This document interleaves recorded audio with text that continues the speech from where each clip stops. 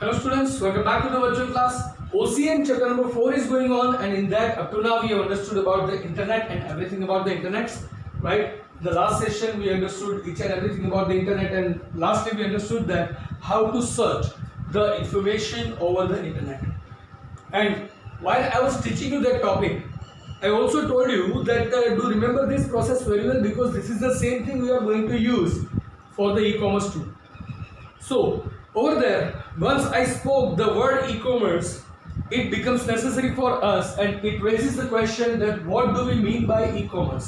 E-commerce એટલે શું? એ એક ક્વેશ્ચન આપણા માટે ઊભો થઈ જાય છે. તો ગાઈસ, e-commerce, રાઈટ, એનો સિમ્પલી આપણે જાણીએ છીએ કે કોઈ પણ વસ્તુ છે એના નેમમાં આગળ ઈ લાગી જાય, that means it is the electronic medium. સે ફોર એક્ઝામ્પલ ઈમેલ, રાઈટ, તો આપણે મેઇલિંગ જે છે ઇલેક્ટ્રોનિકલી મોકલીએ છીએ. Same way, both simple meaning will go to when all the commercial activities are carried out by the electronic gadgets and mediums, that procedure is known as the e-commerce. જ્યારે આપણે કોમર્સની અંદર જેટલી activities આવે છે એ activities આપણે electronic મીડિયમથી અને electronic ગેજેટ્સનો use કરીને carry forward કરીએ છીએ તો એને આપણે e-commerce તરીકે ઓળખવાના છીએ. બરાબર? તો e-commerce means what? That all the process of commerce by electronic medium, કોમર્સની અંદર જેટલી પણ પ્રોસેસ થાય છે એ દરેક પ્રોસેસને ઇલેક્ટ્રોનિક મીડિયમથી સમજાવવામાં આવશે, ઇલેક્ટ્રોનિક મીડિયમથી જ એ પ્રોસેસ કરવામાં આવશે. બરાબર? હવે આપણે વાત કરીએ તો બિઝનેસમાં, એક બિઝનેસમાં કેટલી પ્રોસેસ હોઈ શકે? તો to make the inquiries about the product, right, આપણે ઈમેલ કરીને મંગાવી શકીએ છીએ. દેન to ask the bank for the banking services, now we can do that electronically. Now we have the rights to maintain our own account by using the net banking or the mobile phone applications too. બરાબર? તો એ પણ હવે electronic થઈ શકે છે. આપણે policies લઈ શકીએ છીએ, આપણે શોપિંગ કરી શકીએ છીએ, આપણે આપણી પ્રોડક્ટ્સને સેલ કરી શકીએ છીએ, એડવર્ટાઇઝમેન્ટ કરી શકીએ છીએ, માર્કેટિંગ કરી શકીએ છીએ, ટૂર પ્લાન કરી શકીએ છીએ. ન્યુમરસ things and almost each and every service can be obtained by the electronic medium. Right, and that's why it says that all the process of commerce by electronic medium. Right, process, basic process જેમ કે buying છે, selling છે, payment છે, delivery છે, banking છે. એ સિવાયની વાત કરીએ તો હમણાં જ મેં તમને કહ્યું એમ કે ઇવન માર્કેટિંગ પણ થઈ શકે છે. બરાબર? તમે ઘણી વખત અમારા પોતાના યુટ્યુબના વિડીયોઝ જોતા હો તો તમને યુટ્યુબવાળા અમારા વિડીયો સ્ટાર્ટ કરતા પહેલા એડ્સ બતાવે છે, રાઈટ? ફેસબુકની અંદર આપણે એડ જોઈએ છીએ. બરાબર? સર્ટેન મોબાઈલ ગેમ્સ કે મોબાઈલ ફોન એપ્લિકેશન્સ યુઝ કરો છો તો એમાં પણ તમને अलग अलग एडवर्टाइजमेंट જોવા મળે છે. So that is known as the marketing. તો એડવર્ટાઇઝમેન્ટ, માર્કેટિંગ, દરેક વસ્તુ, each and everything is being carried out electronically, એટલે કે ઓનલાઈન માધ્યમથી થાય છે. બરાબર? ઇવન અત્યારે તમારું જે એજ્યુકેશન છે એને આપણે ઈ લર્નિંગ કહી શકાય.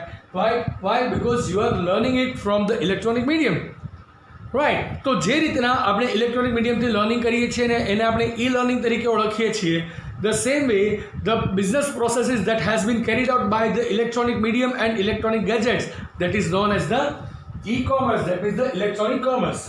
Now electronic commerce છે તો e-commerce જ્યારે આપણે કરવું હોય ત્યારે there are numerous things we need to use. બરાબર? આપણી પાસે ઇક્વિપમેન્ટ્સ હોવા જોઈએ, આપણી પાસે અલગ અલગ ગેજેટ્સ હોવા જોઈએ, ગેજેટ્સની સાથે આપણી પાસે નેટવર્ક કનેક્શન હોવું જોઈએ, ઇન્ટરનેટ કનેક્ટિવિટી હોવી જોઈએ. these are the important requisites we need, right? These are the important requisites we need. આ દરેક વસ્તુ એવી છે કે જેની આપણને ખૂબ જ જરૂર પડે છે. તો ઈ-કોમર્સ એક્ટિવિટી જ્યારે આપણે ચલાવી છે ત્યારે આપણે કોમ્પ્યુટર્સ જોઈશે કનેક્શન માટે. કોમ્પ્યુટર્સ આવે તો લેપટોપ્સ પણ ચાલે. Mobile phones which is quite handy computer we can say, તો મોબાઈલ ફોન્સનો યુઝ થઈ શકે. નેટવર્ક કનેક્શન જોઈશે, એમાં ખાસ કરીને ઇન્ટરનેટ જોઈએ. વાય? કારણ કે જો તમે એન્ટરપ્રાઇઝ વેન અથવા તો લેન અથવા તો કેન કે મેનનો યુઝ કરશો, બરાબર, તો તમે તમારા ગ્રુપ પૂરતા જ રહેશો. જ્યારે આપણે કોમર્શિયલ એક્ટિવિટી ક્યાં કરીએ છીએ? Through out the world. આપણે જ્યારે આપણો કોઈ બિઝનેસ ચલાવતો હોઈએ તો આપણે હંમેશા વિચારીએ કે મારી પ્રોડક્ટ અત્યારે આણંદમાં છે, બરાબર, આઈ ટ્રાય કે ફ્યુચરમાં ગુજરાતમાં એ માર્કેટ ડિમાન્ડમાં આવે, ગુજરાતમાંથી એની ઇન્ડિયામાં ડિમાન્ડ વધે, ઇન્ડિયામાંથી એનું એક્સપોર્ટ સ્ટાર્ટ થાય અને ઇન્ટરનેશનલ લેવલ ઉપર મારી પ્રોડક્ટ રૂલ કરે. Who does not wish that? We all are willing to be international. We all are willing to be into the international demands, right? So at that time you need to connect to the whole world, not to just one enterprise. That's why the global WAN જે છે ને એટલે કે www internet છે એની આપણે ખાસ જરૂર પડે છે. So these are the basic gadgets કે જેની જરૂર પડે. ઉપરથી બિલ્સ મોકલવા માટે તમારી પાસે પ્રિન્ટર્સ હોવા જોઈએ, બરાબર, ફેક્સ મોકલવા માટે ફેક્સ મશીન્સ હોવા જોઈએ, બરાબર. એના સિવાય આપણા પાસે સ્કેનર્સ હોવા જોઈએ કે આપણે જે મટીરિયલ વસ્તુ છે આપણી પાસે જે પેપર મટીરિયલ્સ છે ને આપણે ડીમટીરિયલાઇઝ કરીને એટલે પેપરમાંથી એને ડિજિટલ કોપીમાં પણ કન્વર્ટ કરી શકીએ, right. So these are the basic gadgets we need to use. બરાબર. થોડા એક્ઝામ્પલ્સ તમને આપું તો એક્ઝામ્પલ્સની અંદર સ્ટેટ બેંક ઓફ ઇન્ડિયા પોતાની એપ્લિકેશન ચલાવે છે. બેંક્સમાં વાત કરીએ તો સ્ટેટ બેંક ઓફ ઇન્ડિયા પોતાની એપ્લિકેશન યોનો અને યોનો લાઇટ ચલાવે છે, રાઈટ. બીઓબી નું એમ બેન્કિંગ ચાલે છે, એચડીએફસી નું પણ બેન્કિંગ ચાલે છે, કોટક મહિન્દ્રા આવે છે, ઇન્ડસઇન્ડ છે, આઈસીઆઈસીઆઈ છે.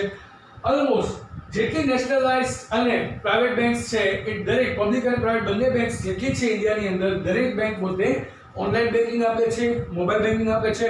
તો કોમર્સની અંદર બેન્કિંગનો પણ સમાવેશ થાય છે. So those activities are being carried out electronically.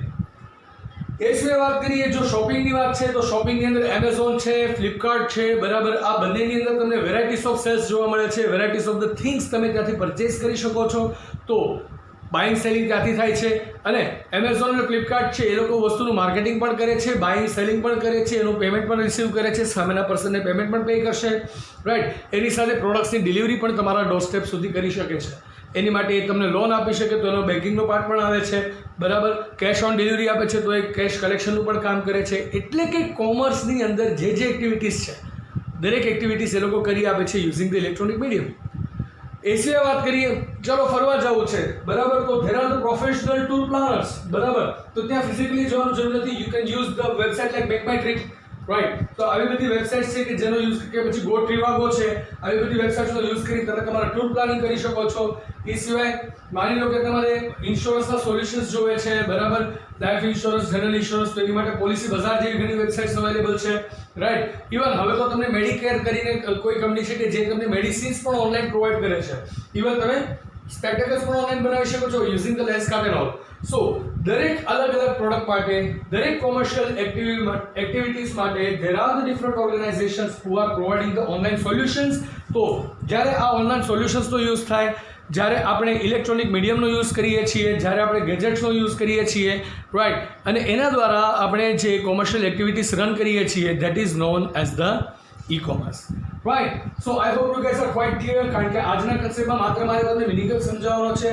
In the next concept કઈ જગ્યાએ યુઝ થાય છે, જેને આપણે ફોલ્ડ્સ કહીએ છીએ, બરાબર. કઈ રીતના ઈ-કોમર્સનો યુઝ થાય છે અને ડીપમાં આપણે ઘણું આ ટોપિકમાં લઈ જવાનું છે, રાઈટ. તો ફરીથી આ ટોપિક શું છે સમજી લઈએ. At first, the basic meaning that the commercial activities carried out by the electronic gadgets and the medium that is known as the e-commerce, right? Where the all processes of commerce are done by the electronic medium. Now, the activities like buying, selling, payment, delivery, then banking, etc., advertisement, marketing, everything is being carried out electronically, right? Now, we need to use the gadgets and the mediums like the computers, mobiles, laptops, network, internet, etc. These are the things we need, right? Hardware પણ જોઈએ છે, software પણ જોઈએ છે, એની માટે આપણી પાસે web browser હોવું જોઈએ, એપ્લિકેશન્સ હોવી જોઈએ.